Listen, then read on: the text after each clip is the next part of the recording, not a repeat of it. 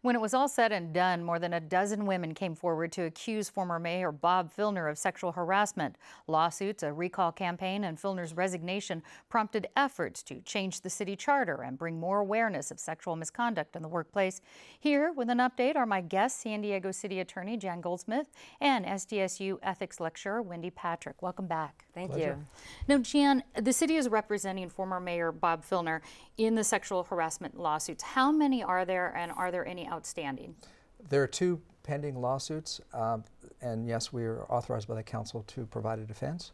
And there are several claims that were made against the city that haven't yet become lawsuits. Can you tell me how many total lawsuits up until now?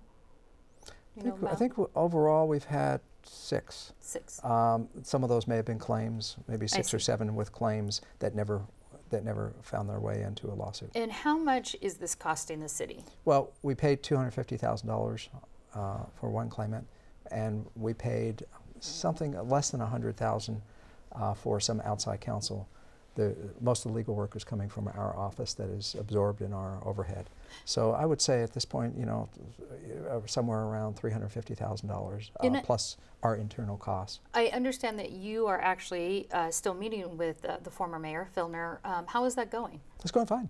Actually, yes, our lawyers are, and I have met with him too, and he's working on his issues, and I think he's dealing with them very, very well, and we get along very well. We have a good working relationship, and none of the kind of stuff, throwing things, yelling that I had to put up with, and my lawyers had to put, and other people did. Previously, he's a man dealing with his issues, and I have respect for that.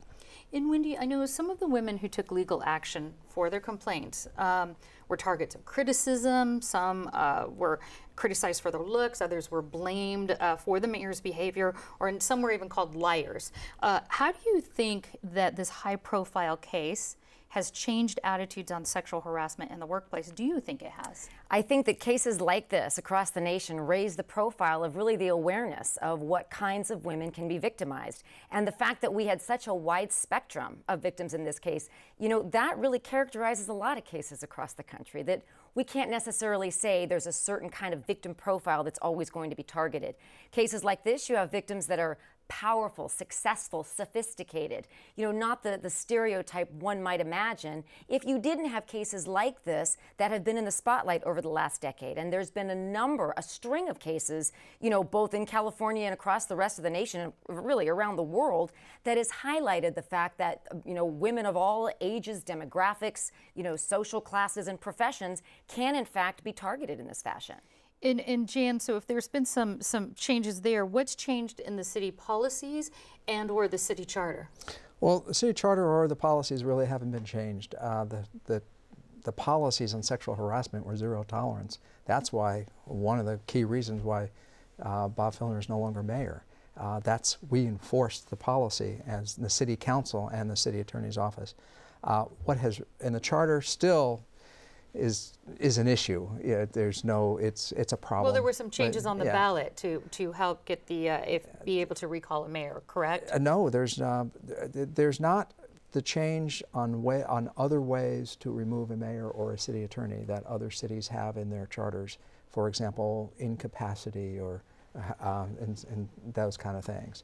But what we're trying to do is streamline a little bit on the recall.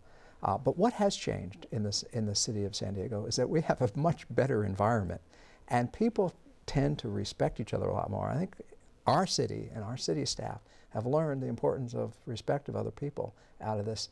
And we had a very bad year. It was horrible, and from that I think we all respect and understand how good things can be and should be. Let me bridge this over to Wendy then. In the private sector, so changes here in the public sector, at least at City Hall, how do you think things have changed, or do you think they've changed as far as men and women trying to deal with sexual harassment in the private sector? Well, every time you have a case like this and like others where you have a string of women coming forward, sequentially, not all at once, you get kind of a ripple effect in a lot of different companies. And that relates not only to victims, but to witnesses, people who are empowered, emboldened, who might not otherwise ever have come forward to report what they saw.